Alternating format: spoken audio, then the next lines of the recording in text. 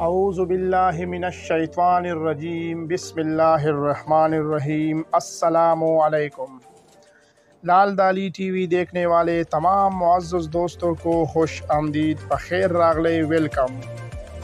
دوستو، آج ہم آپ کے ساتھ ایک نئی اور دلچسپ ویڈیو میں حاضر ہیں۔ آج کی ہماری نئی ویڈیو ہوگی اسلامی مہینوں کے نام، معنی اور مختصر تشریح۔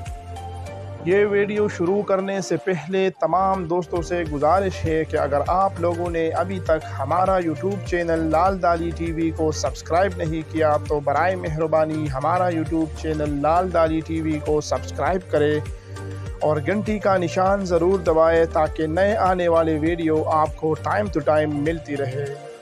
تو چلتے ہیں اپنی ویڈیو کی طرف۔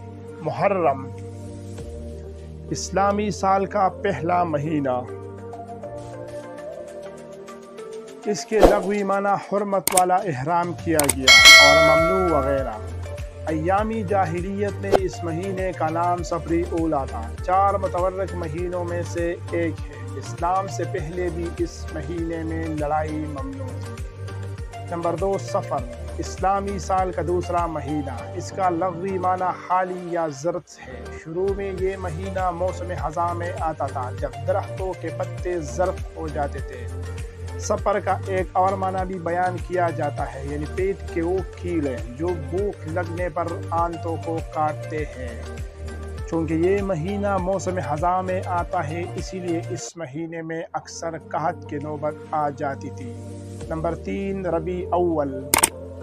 ربیع عربی زبان کا لفظ ہے جس کا لغوی معنی ہے موسم بہار کی بارش، تو ربیع اول کا مطلب ہے بہار کا مہینہ۔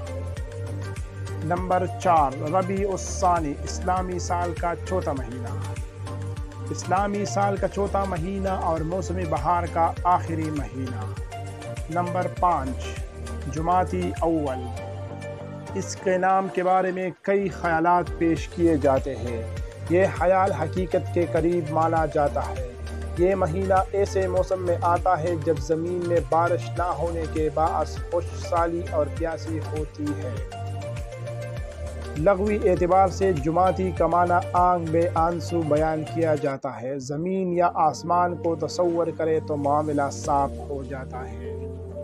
نمبر 6، جمادی الثانی۔ اس کا حال بھی پہلے جیسا یعنی جمادی اول جیسا ہے۔ نمبر 7، رجب، اسلامی سال کا 7واں مہینہ۔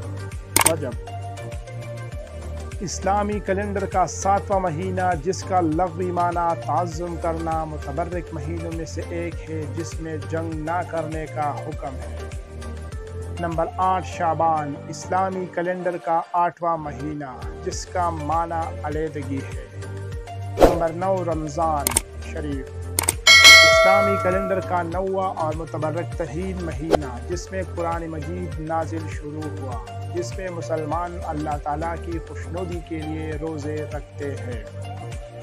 اس مہینے میں جنگ بدر ہوئی۔ رمضان لفظ رمض سے لکھا ہے جس کا معنی ہے جلانا۔ یہ مہینہ زمانہ قدیم سے موسم گرما میں آتا ہے۔ نمبر 10، شوال، یہ لفظ شائلہ سے نکلا ہے اور اس اونٹی کو شائلہ کہا جاتا ہے جس کا 7-8 مہینے کے حمل کے دوران دودھ خشک ہو جاتا ہے۔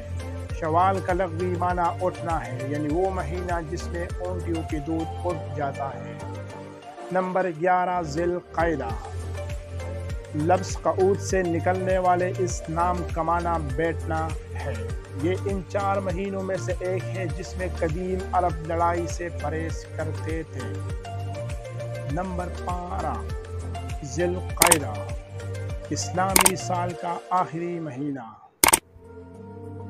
جس اسلامی سال کا آخری مہینہ ذوا کا معنی ہے مالک، یعنی وہ مہینہ جو حج کا مالک ہو۔